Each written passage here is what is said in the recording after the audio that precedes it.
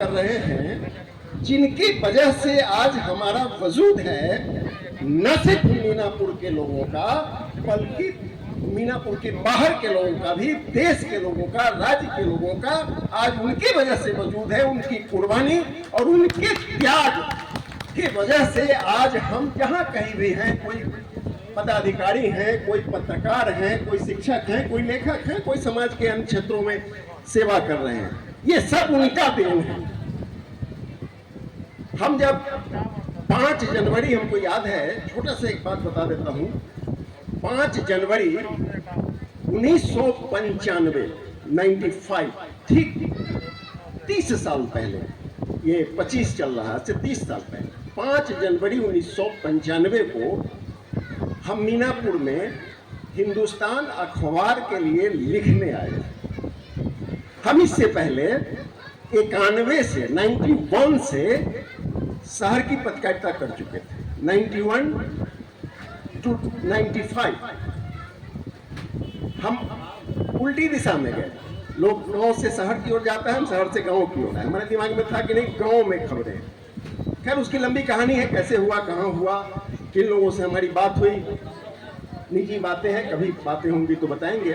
5 जनवरी को जब हम आए तो हमको इतना पता था कि यहाँ थाना में बालर कांड हुआ था, यहाँ स्वतंत्रता सेनानियों की बड़ी फौज थी।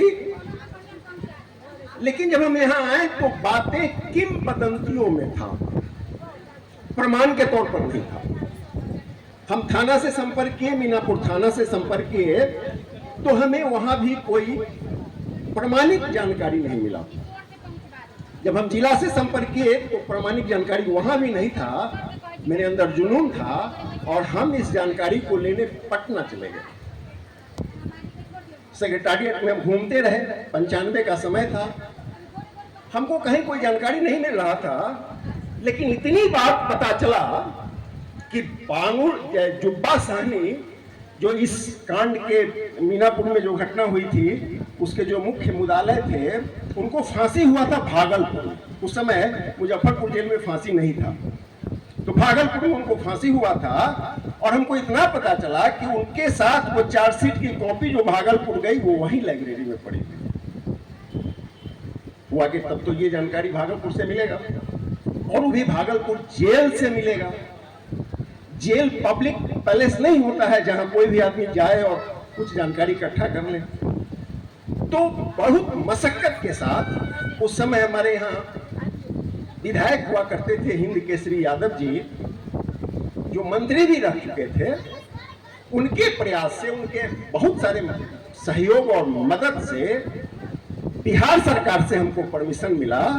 फिर उस परमिशन को लेके हम भागलपुर गए, डीएम से परमिशन लिए। 1 सप्ताह का परमिशन हमको मिला कि आप जेल के भीतर 10 बजे जाएंगे लाइब्रेरी में, 5 बजे आपको बाहर निकाल दिया जाएगा। तो हम 10 बजे अंदर जाते थे, 5 बजे हमको बाहर कर दिया जाता था। ये सिलसिला 1 सप्ताह चला। और साथ में हमको ले जाने के लिए जो कागज परमिशन था, वो था एक सादा कागज और एक पेन। सादा कागज, उस पर लिखा था सादा कागज। बड़ी लंबी कहानी है, इस पर हम जाएंगे तो बड़ा डिटेल हो जाएगा, समय भी नहीं है उतना लोगों के पास। हम एक रजिस्टर कॉपी खरीद लिए, सादा कॉपी ही था, खरीद लिए। तो जेलर हमको रिजेक्ट कर दिया, कहा कि इसमें पढ़िए क्या लिखा हुआ है, भाई सादा कागज लिखा है। तो आप सादा कागज तो नहीं लिए, आप तो रजिस्टर ले लिए। वापिस किए और सादा कागज, पन्ना वाला कागज जो नहीं होता है, वो वाला खरीदे। फिर गए। खैर पहले दिन दूसरे दिन तो जैसे तैसे कट गया।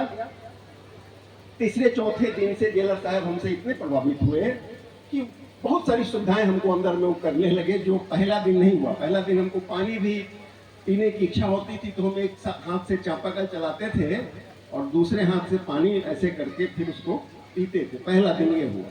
हालांकि दूसरे तीसरे दिन से स्थितियां बदलने लगी और अंतिम दिन जेलर साहब हमको अपने घर ले गए और वो हमको खाना खिलाए और वो अपने सरकारी गाड़ी से, हम जिस होटल में ठहरे थे वहाँ लाए, हमारा सामान लिए। फिर भागलपुर से इंटरसिटी 10 बजे में हमको वहाँ पहुँचाए और हम फिर वहाँ से आइए। लंबी कहानी।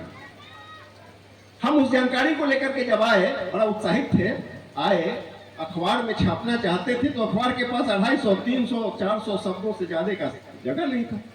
हमारे पास बहुत जानकारी थी, हम क्या करें, छटपट कर रहे थे, कोई उपाय नहीं सुन रहा था। खैर इसी बीच में कुछ दिनों के बाद शास्त्री जी से हमारी मुलाकात हुई और फिर उन्होंने सहयोग की बातें की और फिर हम लोग मिलकर के किताब लिखे।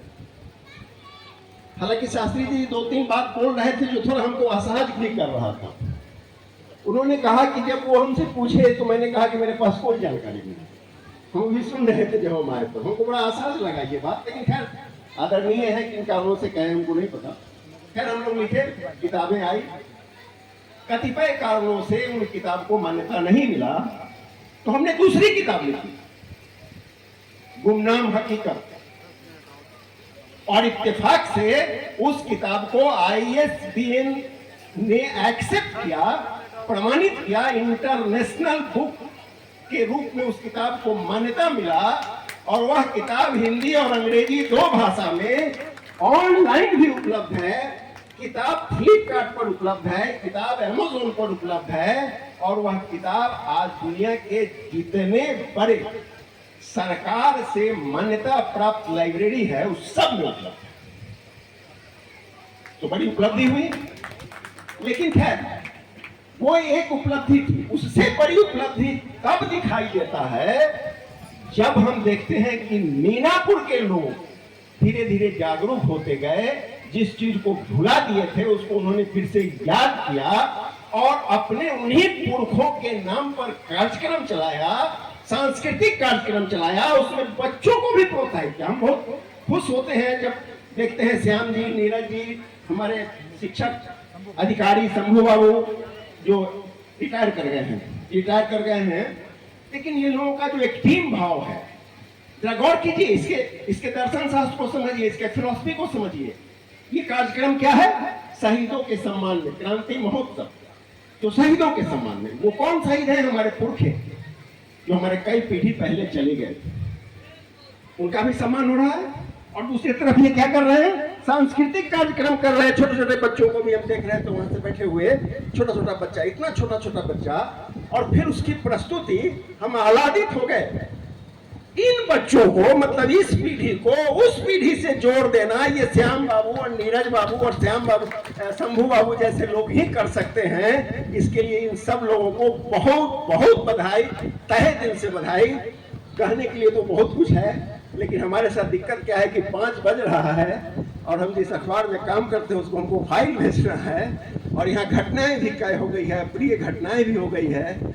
2 दिन अखबार बंद रहा है, कल का अखबार बंद था तो कल का भी लोड आज ही है, तो 2 दिन का हमको खबर ही भेजना है, घटनाएं भी हो गई है, और ये भी कार्यक्रम